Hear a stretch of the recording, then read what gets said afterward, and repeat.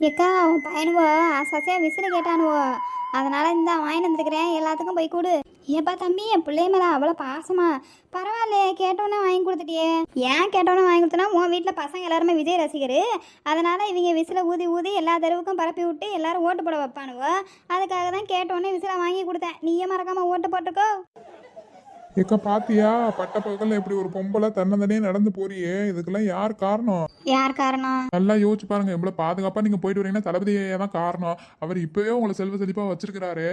இன்னும் ஆட்சிக்கு மறுபடியும் வந்தா இன்னும் எப்படிலாம் பார்த்து பாரு உங்களை. அதனால இந்தாங்க காலண்டரு, மறக்காம அவருக்கு ஓட்டு போடுங்க. வீட்டுக்கு முன்னாடி மாட்டி வைங்க. எதுக்கே சுற்றி வளைச்சு பேசிட்டு போற? அதுக்கு டேரெக்டாக இவங்களுக்கே ஓட்டு போடுன்னு சொல்லி போனால் முடிஞ்சு போச்சு. வளவல கொல கொலன்றாங்க. அம்மா, நீ கையில வச்சிருக்க பொருளே சொல்லுது நீ யாருக்கு ஓட்டு போட போறேன்னு. இருந்தாலும் சொல்றேன், நம்ம அம்மா இருந்தாலே நம்ம அம்மா அந்த ஆட்சியை மறுபடியும் கொண்டு போறதுக்கு யார் இருக்கா? எடப்பாடி தான் இருக்கிறாரு.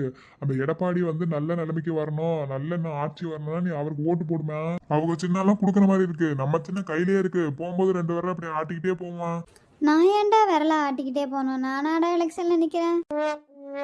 கலங்காத சகோதரியே, இந்த 3 கட்சிக்காரனும் உன்னை போட்டு நொங்க எடுத்துட்டு போயிருப்பான்னு தெரியுது.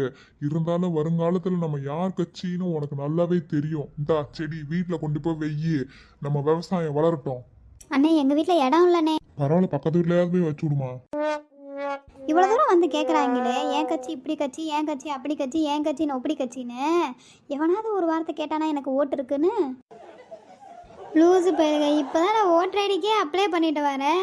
என்கிட்ட வந்து ஓட்டை போடுனா எங்கிட்ட போட முடியும்? இன்னும் எனக்கு 6 மாதம் கழிச்சு தான் ஓட்டர் ஐடியே வரும்.